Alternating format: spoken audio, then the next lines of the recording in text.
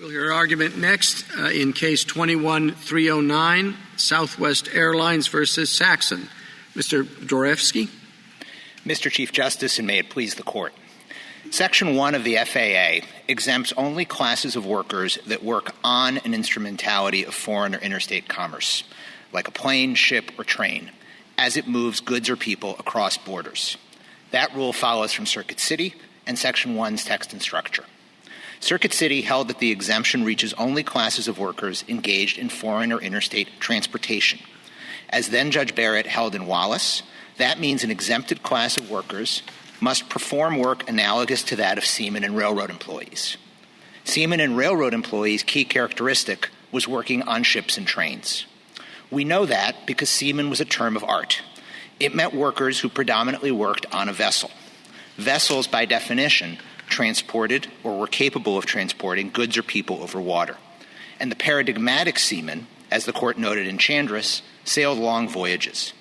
That made seamen as a class actively engaged in foreign or interstate transportation. Critically, seamen did not include land-based maritime employees. By specifying seamen, Congress excluded stevedores, who are land-based cargo loaders. Now, Saxon says the exemption covers the entire airline industry. But Section 1 exempts classes of workers, not industries, engaged in foreign or interstate transportation. It says seamen, not maritime employees. It repeats foreign or interstate, emphasizing border crossing. And placed among these other words, railroad employees similarly means workers who perform their duties on the train. Saxon is not exempt from the FAA. Cargo loaders don't work on planes, just as stevedores didn't work on ships.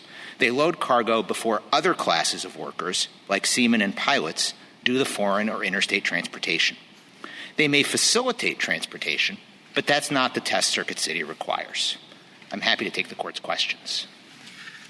Counsel, in your brief and in your opening here, you seem to be being very precise in one of your phrases. You say emphasizing border crossing in determining interstate commerce. Does your test require that the worker who wants to be covered actually cross the border?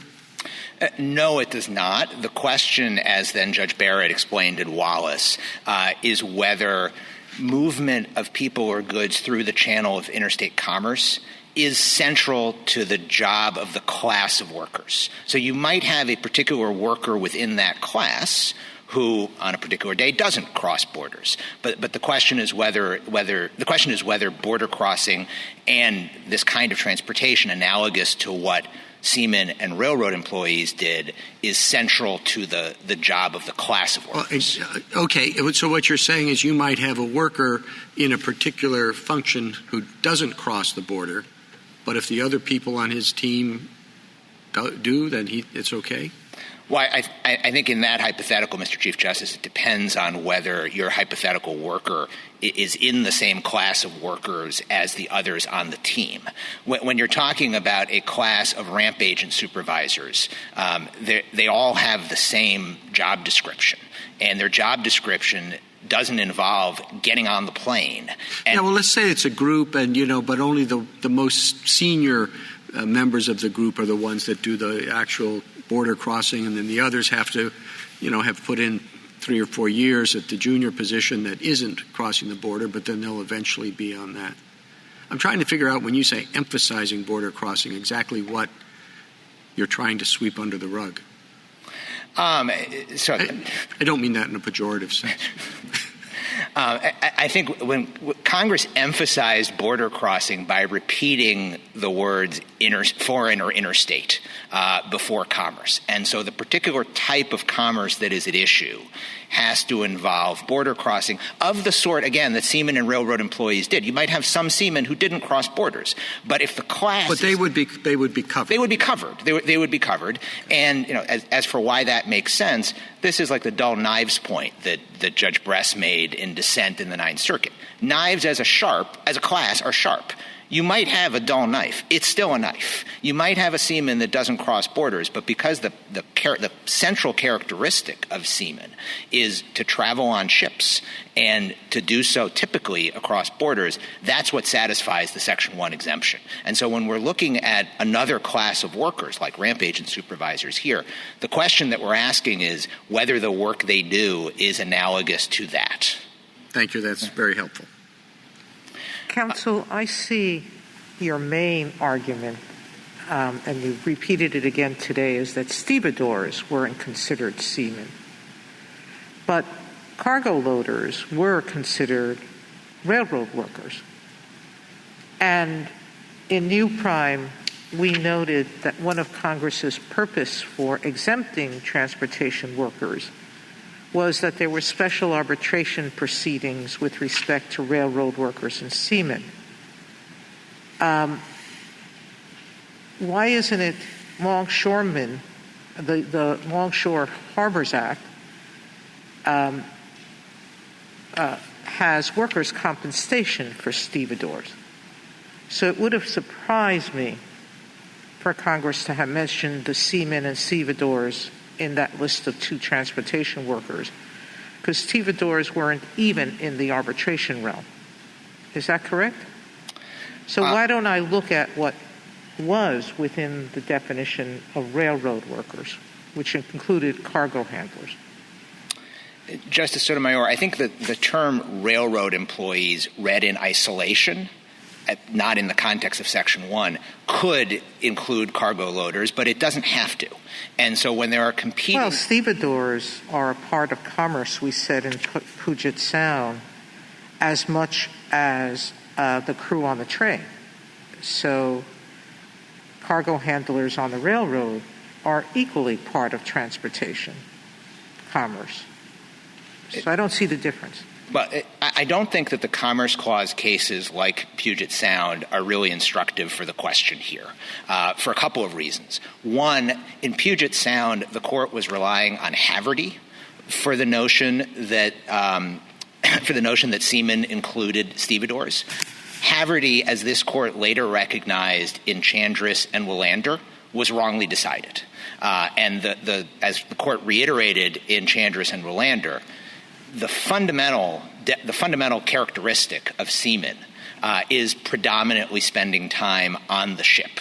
As the court noted in Chandris and Willander, in Haverty, which again is the case that Puget Sound relies on, the court was using seamen not in its common understanding to include stevedores. In addition to that, Puget Sound relied on Birch, which is a FILA case, and FILA, for a number of reasons, is not instructive here as well. The statutory text is different. The decisions interpreting FILA were, by their very terms, atextual and rather purposive, looking at the broad purpose of FILA.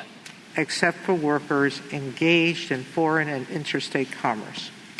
If we define cargo handlers as involved in interstate commerce, and seamen and longshoremen were also considered involved in commerce, maybe not interstate because there's no question most ships, not all, but virtually all travel in interstate commerce. Why doesn't the same apply here?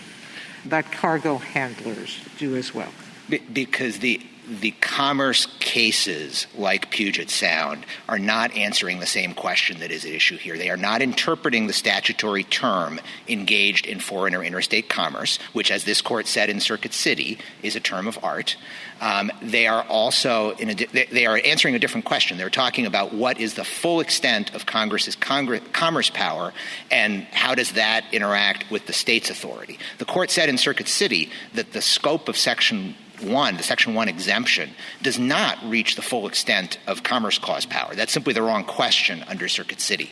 And so when the court is saying in these cases like Puget Sound that stevedores are a part of interstate commerce, they're doing so in a very different context that's not instructive here. Counsel, let's say I agree with everything you just said, but I still have a question about folks who unload cargo from interstate commerce and bring it into the state. What evidence is there that railroad workers who did that were or were not covered by this statutory language? And if they were covered by it, do you lose?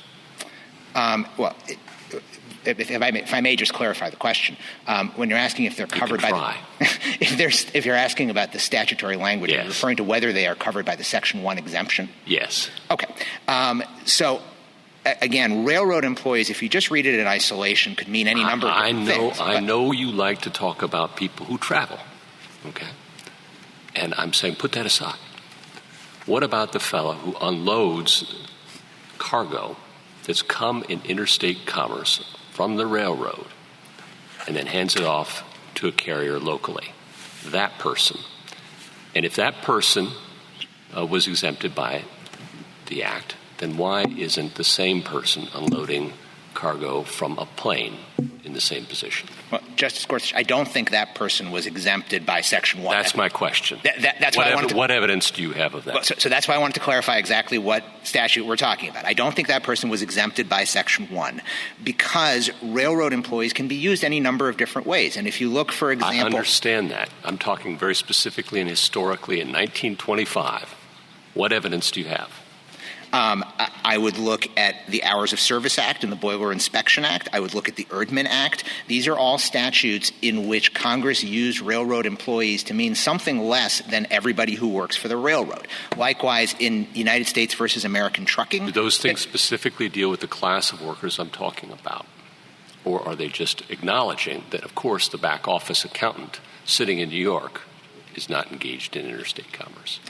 Well, I think those statutes are actually narrowing the class of railroad employees to exclude far more than just the back office accountant. I'm talking about the very particular class of workers that we have at issue here, and what evidence do you have, one way or the other, with respect to them, not other people who do other functions that have nothing to do with interstate commerce? Well, I don't think we have either evidence or a definition either way as to Section 1. What we have, though, is statutory context in which the term railroad employees, first of all, can be used to mean less than all railroad employees. Second of all, it comes alongside the word seaman, not maritime employees. So that shows us that Congress was not trying to exempt everybody who works for a particular employer, but rather a specific class. We have engaged in foreign or interstate commerce, which, as this court said in Circuit City, colors the understanding of seamen and railroad employees. We also have the language class of workers, which suggests, again, that we are focusing on what workers do, namely the workers in particular have to be engaged in foreign or interstate commerce, rather than sweeping— I'm going to take all that as no. I don't have any evidence of the past, unless I'm misunderstanding something. And then I'll ask you this question, if that's the case. Why wouldn't we naturally understand someone who is loading and unloading cargo from interstate commerce to be involved in interstate commerce within the meaning of this Act, narrowly, as a class of persons? Because such an individual— that would be a sweeping interpretation of Section 1. Well, you can call it sweeping, you can call it narrow, whatever adjective or adverb you want to attach to it. Why wouldn't that be an appropriate reading of the statute, counsel? Because the statutory structure and text here suggests that Congress had in mind a narrower understanding based on all of the other cues that we are talking about. If Congress meant— railroad employees can be read one of two ways. Seamen can only be read one way. And so, therefore, the understanding of seamen ought to help the court understand which understanding of railroad employees is the right one. In Neal versus Clark, for example, the court looked at the word fraud. Fraud, standing on its own, can mean either positive fraud or implied fraud. The court read it to mean positive fraud because it was used in the statute alongside the word embezzlement. What do you do with— Keep going, I'm sorry. Keep going. No, I was just going to say, so too here, railroad employees can be read either way in isolation, but should be informed by seamen. And on workers engaged, class of workers engaged in foreign or interstate commerce, what do you do with the Birch case, which I realize is about FILA, but is dealing with similar language, engaged in commerce, and the court said, quote, "It is too plain to require discussion that the loading or unloading of an interstate shipment by the employees of a carrier is so closely related to interstate transportation as to be practically a part of it," end quote, which was applying, of course, as you know, the Shanks test, closely related test, to reach a conclusion. And that's 1924 when the court says that. So what do we do with that? So 2 points, Justice Kavanaugh, one textual, the other methodological. Let me actually start with the methodological point. You mentioned Shanks. In Shanks, the court said that it was interpreting FILA not in a technical legal sense, or it was interpreting interstate commerce, not in a technical legal sense, but in a practical one better suited for the occasion. Shanks, by its terms, is not a textual opinion, it's a purposive opinion. So we're left, I don't know if you listened to the last case, but a similar situation where the court has a precedent interpreting the language, and the question's whether we should think that precedent makes sense with the exact or very similar language in another contemporaneous statute. And I guess let you keep going on that. So Shanks took one methodological approach, which was an atextual one. At the same time, in Circuit City, the court said the way to think about engaged in foreign or interstate commerce is with reference to the Gulf Oil and ABM cases, which rejected the kind of closely connected standard that Shanks adopted. In addition to that, I said I had 2 points. That's the methodological. The textual differences between FILA and Section 1 are also important. Obviously, FILA does not have the kind of language that we have in Section 1 about seamen and railroad employees and a residual clause. It doesn't use the word foreign or interstate commerce in the same way. It talks about a common carrier engaged in trade or commerce between any of the several states. Right, but it doesn't have the same. Sounds like interstate. It's not the same repetition of foreign or interstate that we have here in the residual clause. In addition to that, FILA focuses first and foremost on the employer's business. It talks about every common carrier by railroad while engaging in commerce. So that is focusing on the employer in a way that the Section 1 exemption is not. And lastly, when FILA gets to employees, it talks about them in their individual capacity, whereas the FAA addresses classes of workers. So textually, there are a number of differences here. And methodologically, again, when the court was looking at FILA, it wasn't doing so textually. It was doing so in a purposive way. And Gulf Oil and ABM, which also interpreted contemporaries of the FAA using language like engaged in foreign or interstate commerce, they had a much narrower understanding of what those words meant. But it's also interesting the court just says it's too plain to require discussion, that loading and unloading is, it's like so obvious to the court in 1924 that loading and unloading is practically part of the interstate commerce. That suggests an understanding of the terms as of 1924. Only in the context of a test that itself said that FILA was so broad that it covered a vast field about which there can be no discussion. That's a quote from the Carr test. Well, and if you want to look more directly to the FAA, what do we do about wharfage? Which Section 1 speaks about as agreements relating to wharfage or any other matter in foreign commerce. Wharfage contracts, as I understand them, not being an expert in this area, have to do with the loading and unloading of cargo. And if that is considered in interstate or in foreign commerce for purposes of Section 1, what do I do about that? That seems a rather specific textual clue. So the reference to wharfage comes up in the definition of maritime transactions, not in the definition of commerce. Congress in Section 1 was separating out maritime. It says wharfage or any other matters in foreign commerce. That's what it says. It does, but it says that in the first part of Section 1 defining maritime transactions. I understand that. Before it gets to commerce. It considers a wharfage agreement to be a matter in foreign commerce. Do you wish to address that? I do, and I disagree with that grammatical understanding of the statute as well, because if you look at everything if you look at the words that come after wharfage, for example, supplies, furnished vessels, or repairs to vessels. Or any other matters in foreign commerce. supplies to furnished vessels or repairs to vessels are not something that you can think of as being in foreign commerce, which suggests that in foreign commerce is really just modifying matters rather than characterizing everything that came before. It doesn't make sense to think of a repair to a vessel as being in foreign commerce. And if it did, what would that mean? That everybody somehow associated with the repair by virtue of repairing a vessel was in foreign commerce? That's a pretty sweeping understanding of foreign commerce. Contrary to what Congress was doing in the rest of when it actually got to defining commerce, by specifying seamen, by repeating foreign or interstate where it didn't need to in order to underscore the significance there of border crossing. Picking up on the question on railroad employees that Justice Gorsuch was asking, I think your theory is that because seamen doesn't include everyone involved in shipping, we should interpret railroad employees not to interpret everyone who's involved in loading and unloading the railroad, the cars as well. That is part of it, yes. And why not just read railroad employees to mean railroad employees? Well, so first of all, railroad employees doesn't have to mean all railroad employees. And in fact, it typically doesn't. Even in the RLA, when it refers to employees, it's not talking about everybody who works for the railroad. Management is excluded. The RLA and the Transportation Act both distinguish between employees, subordinate officials, and railroad and management. And so just looking at the term railroad employees, the most natural reading of that isn't everybody who works for the railroad.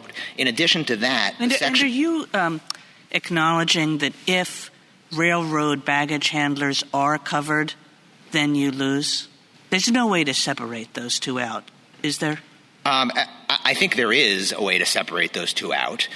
Even if railroad baggage handlers are covered, that doesn't tell you that Congress meant to exempt the entire airline industry. Well, I mean, we may or may not be talking about the entire airline industry, but at least airline ramp workers and airline ramp supervisors. If railroad baggage handlers are covered, is there any possible way that airline ramp workers would not be covered? Yes, absolutely. Because even if you ask me to assume that railroad baggage handlers are covered, we still have the fact that stevedores are not covered by use of the word seaman.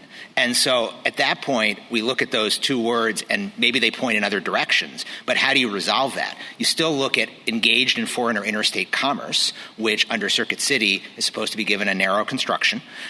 You still look at the fact that the Section 1 exemption is focusing particularly on what the workers do rather than on the employer more generally. And in addition to that, you ought to interpret the Section 1 exemption consistently with the FAA's pro-arbitration purposes. There's no reason to think that when Congress passed this statute in 1925 that it meant to leave a gap to cover a class of workers that would not be covered by any other federal regime for years later. Didn't we say not to do that in New Prime? I thought that was one of the points of New Prime, is that you don't get to just wave around the FAA's purposes in order to construe the scope of Section 1? I think you don't get to use the FAA purposes to contradict the plain language of Section 1, but here I think that the language of Section 1 supports us and would be informed by the broader understanding of what Congress was trying to achieve in the FAA, which was to promote rather than undermine arbitration. The purpose of the Section 1 exemption that the court attributed to Congress in New Prime and Circuit City was not an anti-arbitration purpose. It was a purpose to make sure that the vast majority of individuals are covered by Section 2, and to the extent right, but whatever the FAA's general purposes are, we read the exception fairly. Isn't that the proper way to read a statute? There are general provisions, and then there's an exception where they thought that the general provisions of the FAA did not apply, and we read that exception fairly. Isn't that what we're supposed to do? Of course, but I would submit that it's not a fair reading of the exception here, where you have a choice between two two competing interpretations of railroad employees in this context to choose the broader understanding of railroad employees.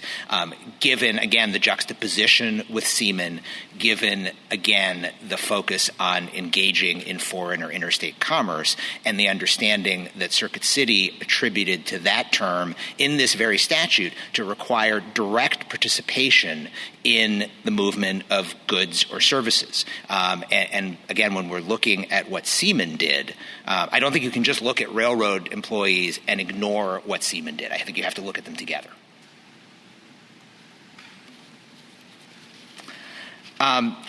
With respect to the argument, which we may hear that the entire airline industry is covered by this, again, the statute here doesn't speak in terms of entire industries. It speaks in terms of classes of workers and a focus on the work that they do, and again, juxtaposing railroad employees with seamen. Thank you. Justice Thomas? Thank you, Mr. Chief Justice. Just a couple of questions. You make quite a bit. You suggest that the seamen have to actually travel interstate or internationally, right? I think seamen as a class, the only understanding of that class is that they traveled interstate or internationally. But as I was trying to explain to the Chief Justice at the beginning of the argument, you could have an individual seaman who didn't, yet that person would still qualify as a seaman and fall under the exemption. Well, how would you do that? You would look at the class of workers that the individual belongs to. And if the class of workers is that of seamen, then you look at the traditional maritime law understanding of what a seaman was. And cases like Chandris and Willander tell us that the fundamental characteristic of seamen as a class was working on the vessel and typically crossing borders. But that doesn't mean that if you have an individual seaman who didn't cross borders that they're excluded from the exemption. So let's just look at tugboat operators as a class. Would they be considered seamen? I think they would. Why? They don't travel internationally. They don't, but nonetheless, they satisfy the basic conditions for the test under Chandris and Willander. They spend the predominant amount of their time on a vessel, and the vessels that they spend time on move or are capable of moving people or goods across water. The fact that they don't do so internationally doesn't exclude them from the class of seamen, given what the definition is for seamen under this court's case law and under maritime law. Okay, give me again your limiting principle for railroad employees as a class. Railroad employees are those who ride the rails. They're the people on the train who move goods or people on the train. Typically, that's going to be across borders, but as with the discussion we were just having about seamen, you could have railroad employees who don't cross borders as well. So there used to be a train that ran just from Savannah to Atlanta and back. Now, it's a railroad. It's a train. It has employees. So I'm trying to understand why the employees on that dedicated intrastate train would be treated differently from your class of either internationally traveling or interstate traveling employees. Justice Thomas, because the employees who work on the train between Savannah and Atlanta are not their own class. The class of workers is still railroad employees. And typically railroad employees cross borders, but there are some, as in your example, who don't. That doesn't make them part of a different class. So you're basically saying you have a definition of a class that includes international or interstate travel, and that you may have exceptions to that. Isn't that kind of an odd way to create a class?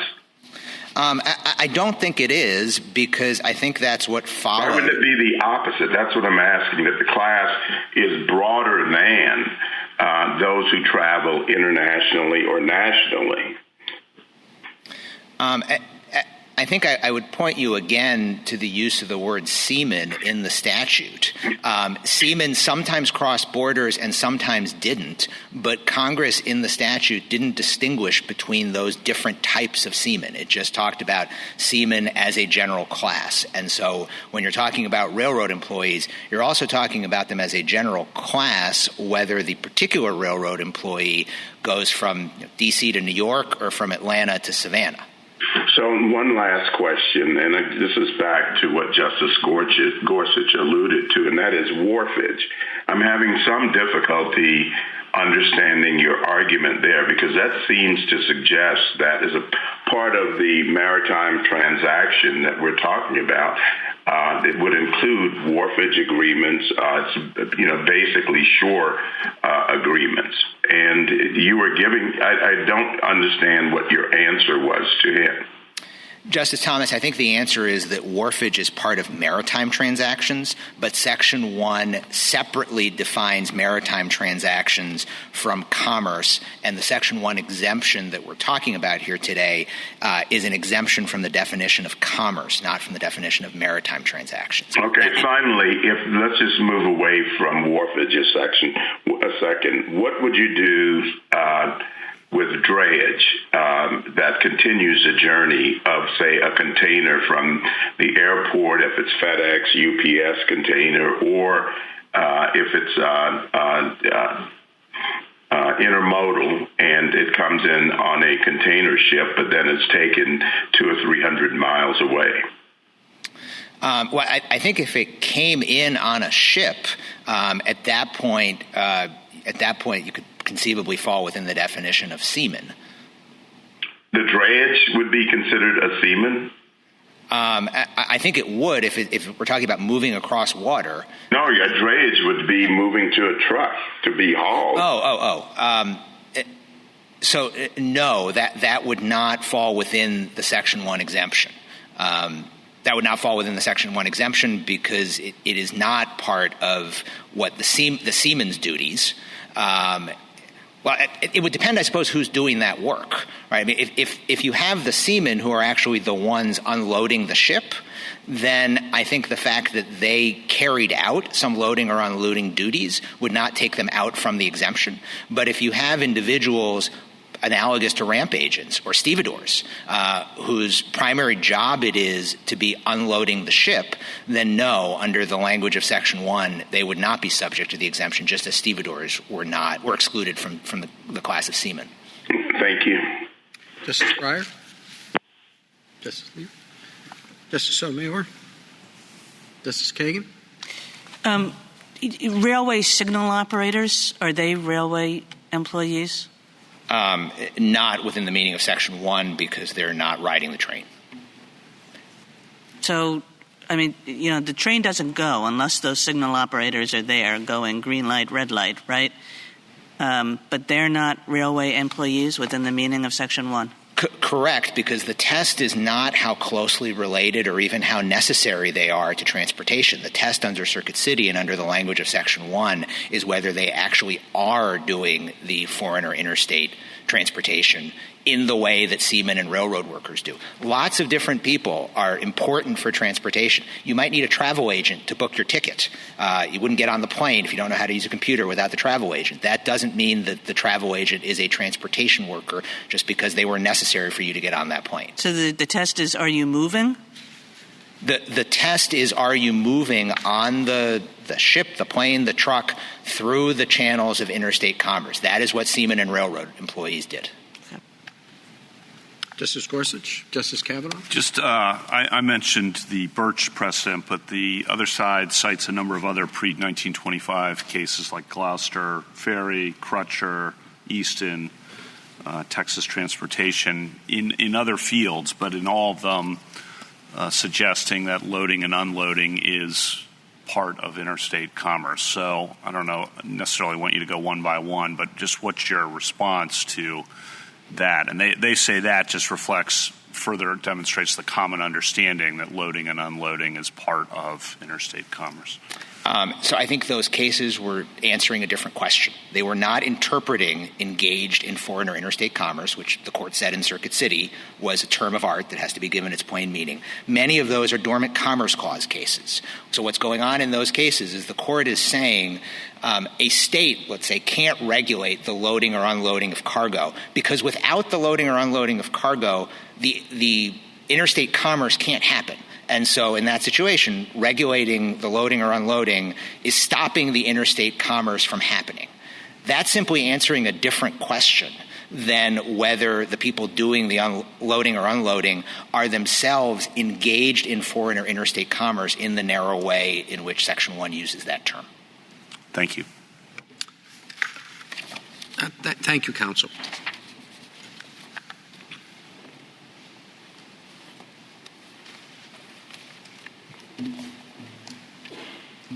Ms. Bennett.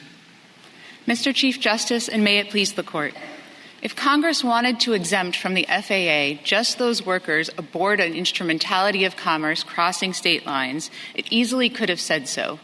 Instead, it excluded the employment contracts of seamen, railroad employees, and any other class of workers engaged in foreign or interstate commerce.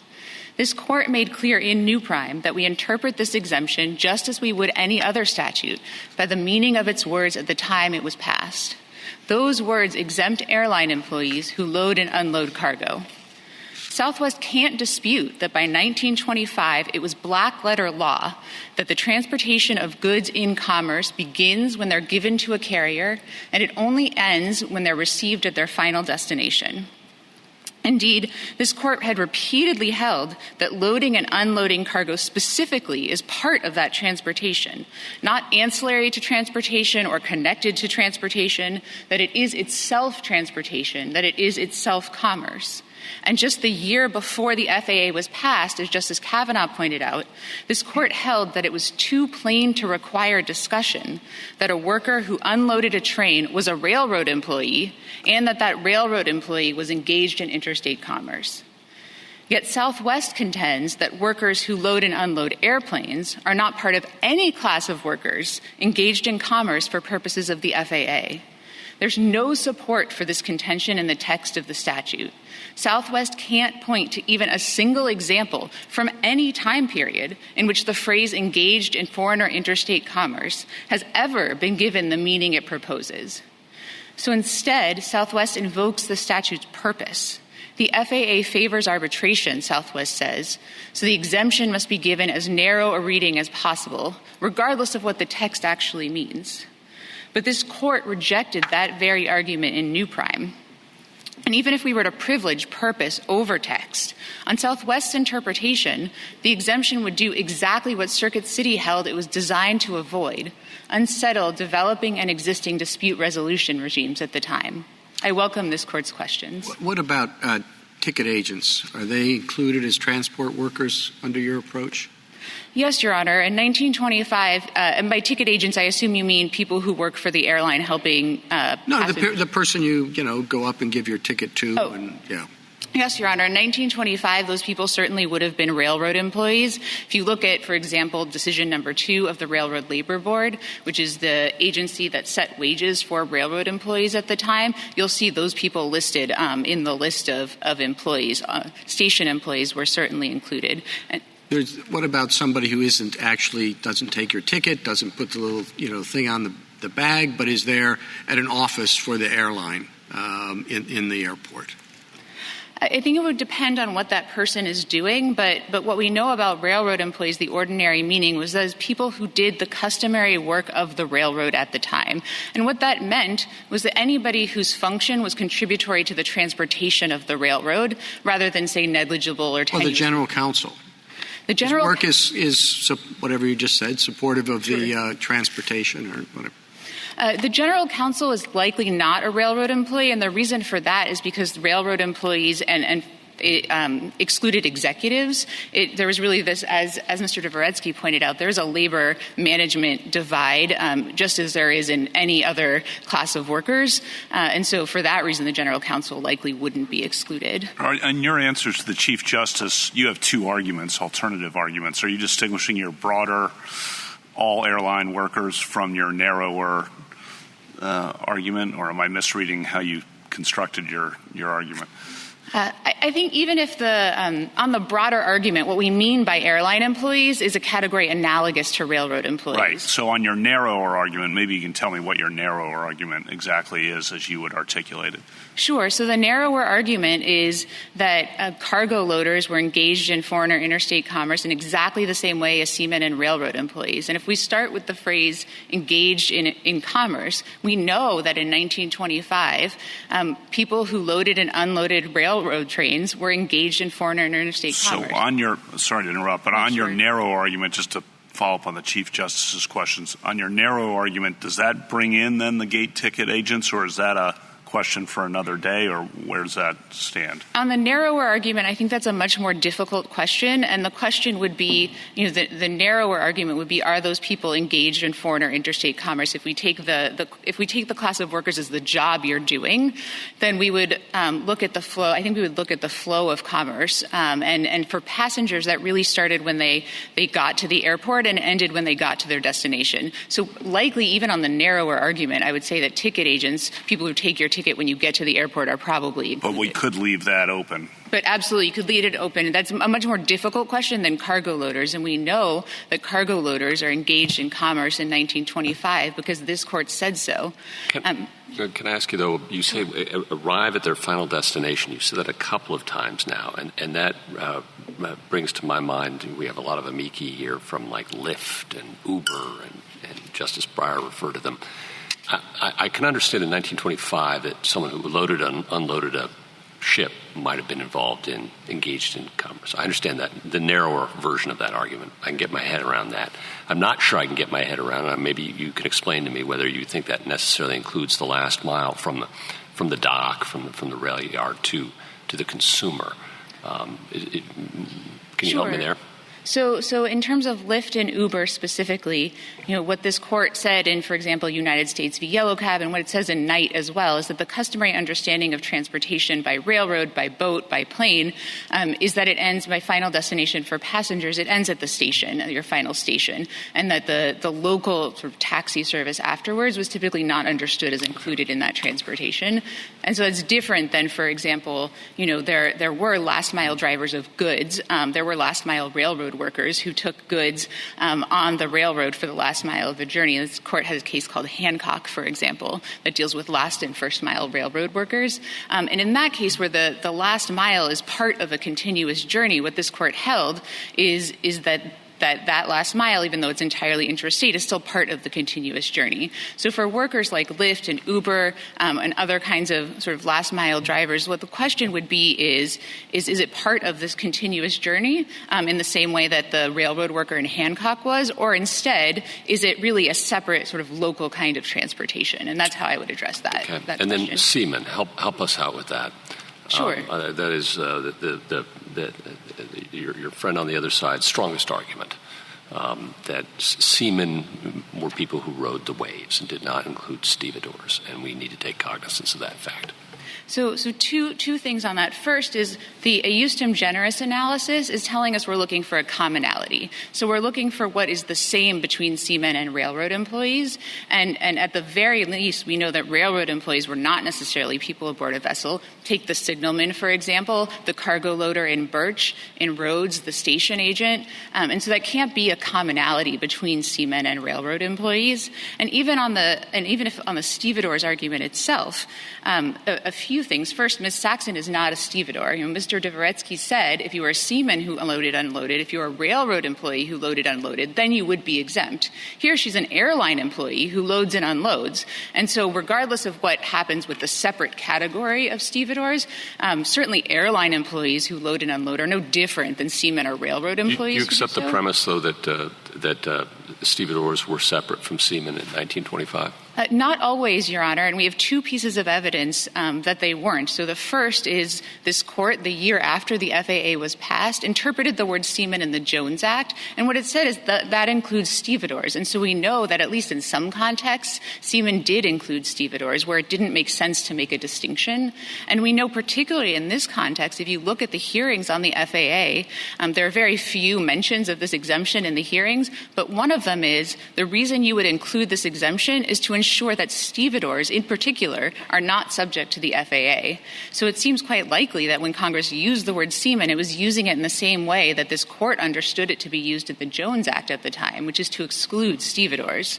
Whether or not stevedores were considered to be seamen, would you say that everybody who works for a shipping company, an ocean liner company, falls within the exemption? Not everybody, but certainly those who do the customary work of the company. So the commonality between seamen and railroad employees is they're both classes of workers. Seamen do the customary work of the shipping industry. That's why they're identified. That's the way in which they're engaged in commerce. Well, no, a lot of people do the customary work of a what's the word I'm looking for? A maritime company, a company that operates ships besides seamen. So what was the point of putting in seamen if everybody was going to be included?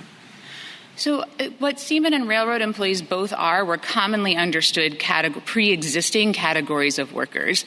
And so Congress identified those categories of workers. They existed in the world. The other reason is that seamen and railroad employees both already had dispute resolution statutes governing them. And so Congress would have been specifically thinking about them at the time. But we know that Congress didn't mean to limit the exemption to people who were seamen or people who were railroad employees, because it also exempted any other class of workers engaged in commerce. Who besides executives who works for an airline do you think does not fall within this exemption? Or is there no such, or is everybody other than the executives included? No, so say Southwest, for example, had a credit card points program. I think they maybe do. The people who work for the credit cards point program are not doing the transportation work of Southwest. They're doing something that is at best tenuously connected to that, and so they would not fall within the scope of the exemption. What about a bookkeeper, somebody who schedules crews? I think somebody who schedules crews would fall within the exemption, and the reason for that is because that person would have been a railroad employee in 1925. They would have been doing the customary work of the railroad, and so under the test for what counts as a railroad employee that's been in place for 100 years and is now also applied to airline employees, that person would also be exempt. How about the people who design or manage the website for Southwest? I think that's a more difficult question, and I will tell you that this question actually does come up occasionally under the Railway Labor Act today. I am aware of one decision, at least, that says that that's really integral to the transportation of passengers, and so it's possible that that person is an airline employee. If they are, it's really the outer edge of what's in this exemption. Cargo loaders, on the other hand, are the core of what's at this exemption. And not only do we know that they were railroad employees at the time, we also know that they were engaged in commerce at the time. So we not only have, Mr. Dvoretsky pointed out that Birch is a FILA case, but I want to note that Birch does not articulate new principles in the context of FILA. Birch is relying on dozens of cases of this court that all held that transportation has already begun once it's in the hands of the carrier, and it doesn't end until it's delivered. It's also relying on cases of this court that hold that loading and unloading specifically count. So you have Gloucester Ferry, you have Hayes, you have a number of these cases in a number of different contexts, all of which hold that loading and unloading specifically are people who do that are engaged in commerce.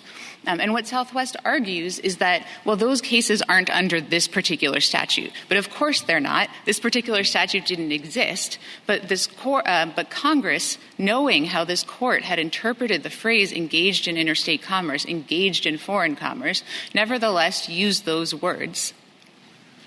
And I want to note that Southwest presents the virtue of its test as a bright-line rule. That's essentially Southwest's argument, is that their test is this bright-line rule that will be easily administered.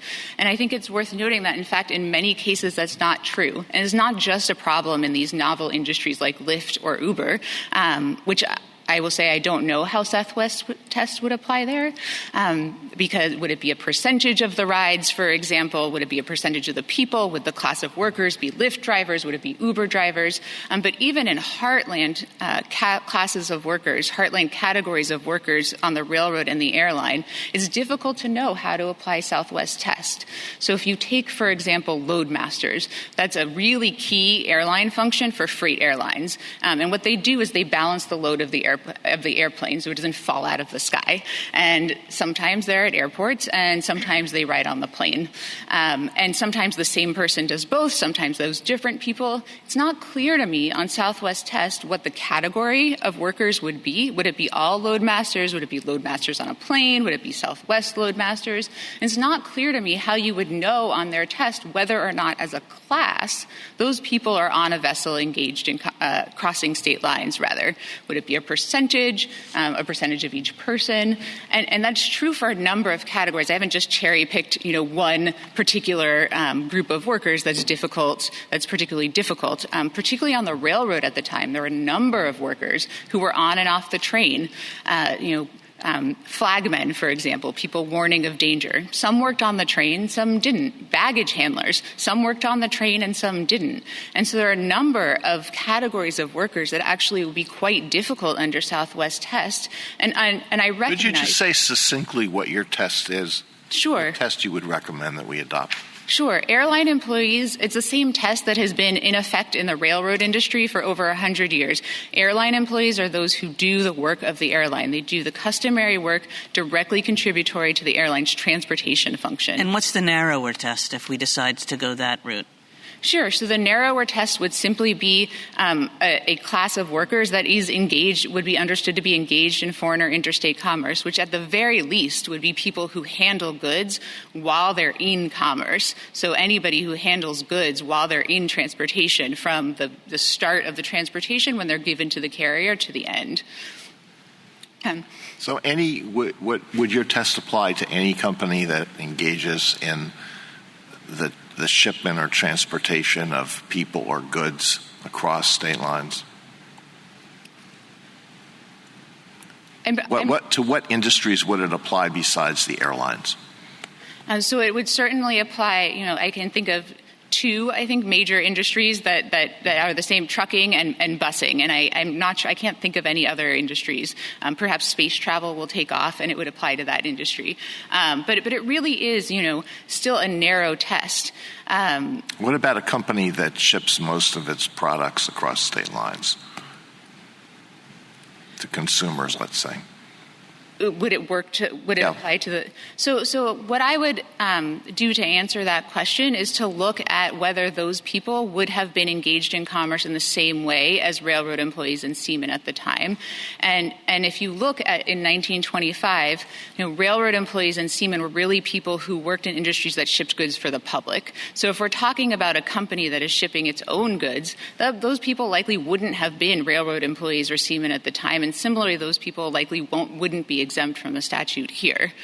And so really this is still quite a narrow category. Transportation workers is a narrow category of workers, and workers themselves is a narrow category of the transactions to which the FAA applies. What about workers for a company like Amazon or something, who are obviously shipping goods across state lines? It doesn't sound like a narrow group to me.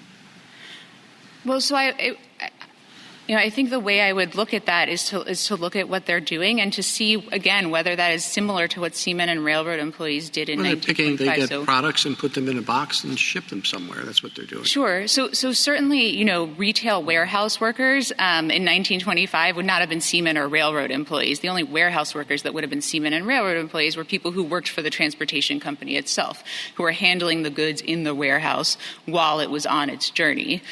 So to the extent I meant to hypothesize people who were handling goods in the warehouse and getting them into interstate transportation. They would not be covered, or? I think it would depend on whether they were, retail warehouse workers, which certainly wouldn't have been railroad employees or seamen or engaged in that way, or whether they are, workers akin to the railroad workers at the freight warehouse. So UPS and FedEx and all those things would be covered.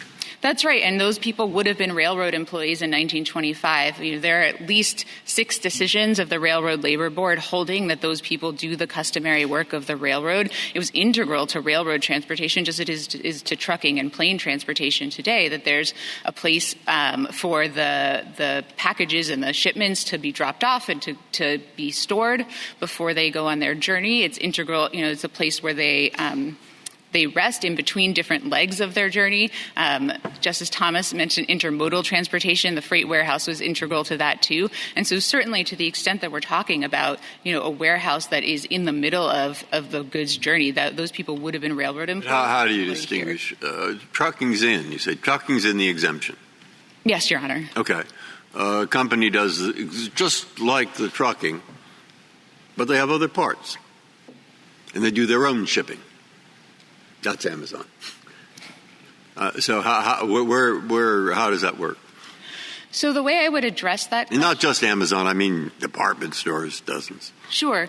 So I think those people are likely not exempt, and here's why. This question came up in 1925, and it usually came up in the form of, is this railroad actually a railroad regulated under the Interstate Commerce Act or the Transportation Act? And there was a distinction that was made between railroads that shipped things for the public, and I think that's how we normally understand seamen and railroad employees, and say a coal company's internal railroads. Or coal companies had a lot of railroads, and they would take your coal from the place where you mined it to the place where you refined it. And those were not really understood to be railroads in quite the same way, and I don't think those employees would have understood to be railroad employees. And so what we would look at in a company like that is to see, what are those workers doing? Are they really doing the work that is like seamen and railroad employees of shipping goods for the public, or are they really doing their own company's sort of internal work? And that's how I would analyze that question. I mean, your argument seems to be to shift back and forth. If we look at employees who are engaged in interstate and foreign commerce, as we understand those terms today, wow, that includes just about every commercial activity. On the other hand, if we look at seamen, that's pretty narrow, and it may or may not include stevedores. Let's say you throw in stevedores. I don't see how it includes the person in the office who sells the ticket to take the Queen Mary across the Atlantic, unless that's surplusage. Working in interstate and foreign commerce has to have a narrower meaning. I don't think that's right, Your Honor, for 2 reasons. First, it's not surplusage because, as Circuit City tells us, what seamen and railroad employees are doing is saying the way in which you're engaged in commerce is the transportation branch, and so that serves a function. If it just said, for example, if everybody who worked for the Cunard line was covered, what would be the point of? That's a passenger shipping line, some commercial shipping line. If everybody who worked for that was covered, what would be the point of specifying that seamen are covered? Well, a couple reasons. One, if you only had one category, it would be actually very difficult to tell what the commonality was. If it just said railroad employees and any other class of workers, that would make it much more difficult to understand, how that category reflected the other classes of workers we're identifying. And this court has repeatedly said that we don't apply a justum generis if you only have one category. Suppose it said seamen, railroad engineers, and others engaged in interstate or foreign commerce. Would everybody who worked for the railroad be covered?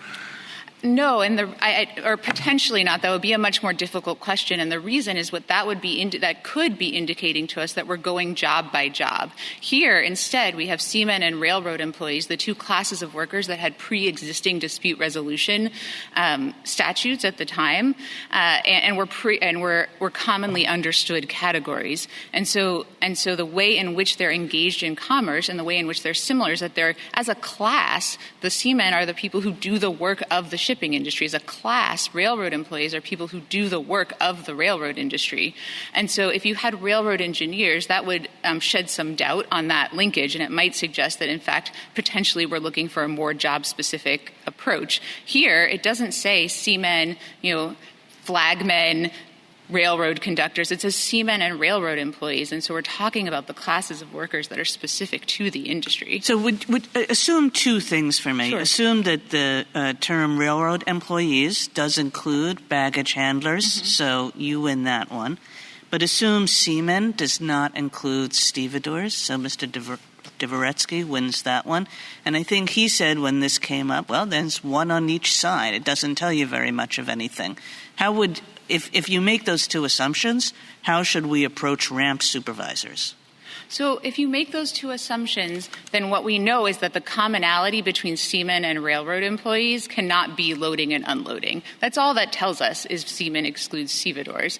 And what we do know that the commonality is that they both do the work of the industry. And so if you look at cargo loaders, they do exactly the same thing. And what the statute itself tells us is that the commonality we're looking for is the commerce-related commonality. So at the very least, when we're talking about a group of workers who this court had repeatedly said are themselves engaged in commerce, then it would, and not only that this court has said they're engaged in commerce, that they're engaged in commerce just in the same way that seamen are, then we know that at the very least these people are engaged in the residual clause, even if they're not seamen or railroad employees. If what we're looking for is a class of workers engaged in commerce like seamen, like railroad employees, well, this court has already answered that question in Puget Sound, where it said that stevedores are engaged in interstate commerce just like the crew of a ship.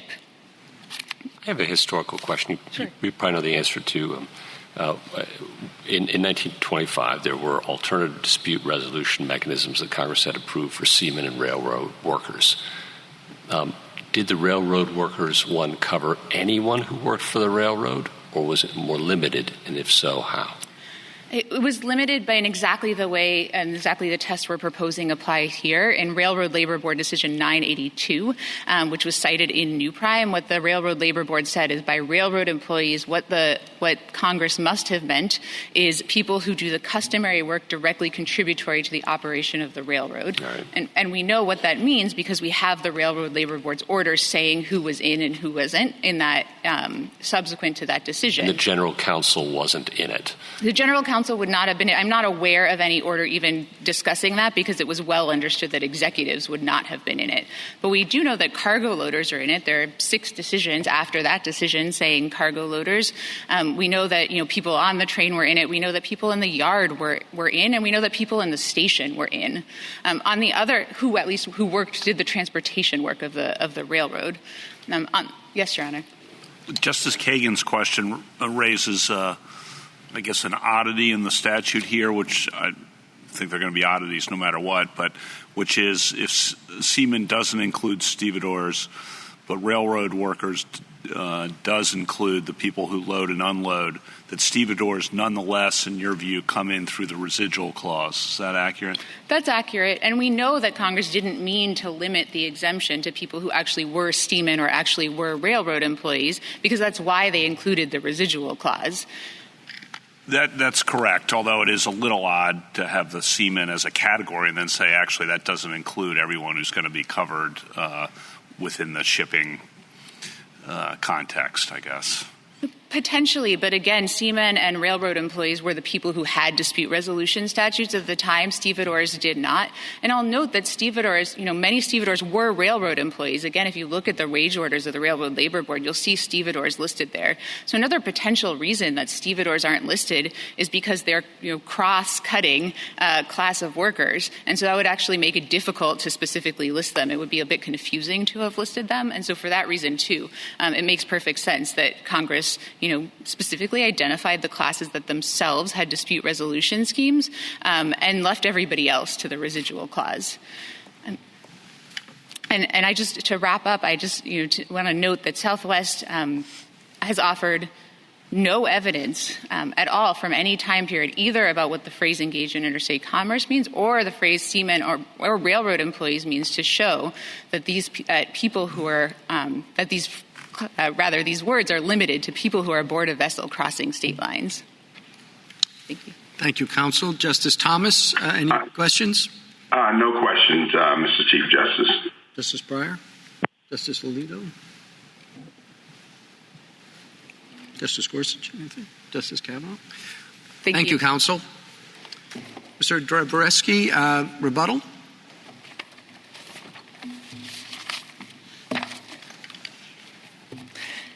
Thank you, Mr. Chief Justice. A few points in rebuttal. First of all, Ms. Bennett and I agree, of course, that engaged in foreign or interstate commerce has to mean engaged in the same way as seamen and railroad employees.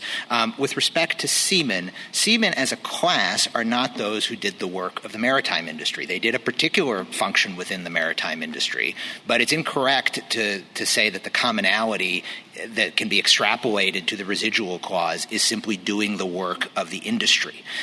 With respect to railroad employees, I want to give a few specific examples of how railroad employees were understood at the time more narrowly than what Ms. Bennett is suggesting.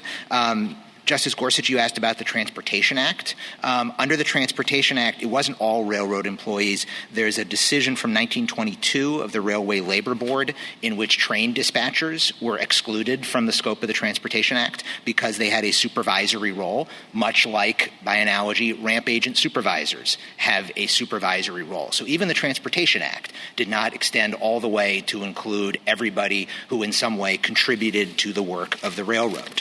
The Hours of Service Act from 1907 applied by its terms to persons actually engaged in or connection with the movement of any train. That's consistent with our test having to do with being on the plane or the ship or the train. The Erdman Act and the Newland Act, likewise, that was from 1898. Referred to people who served on rail cars. And so railroad employees alongside seamen ought to be understood narrowly in the way that we're suggesting. With respect to administrability, our test is clear. Does the class of workers predominantly work on the plane or the train? The way that would translate to the airline industry is a distinction between flight crew and ground crew. Flight crew are analogous to seamen. Ground crew are not. That approach is consistent with Circuit City.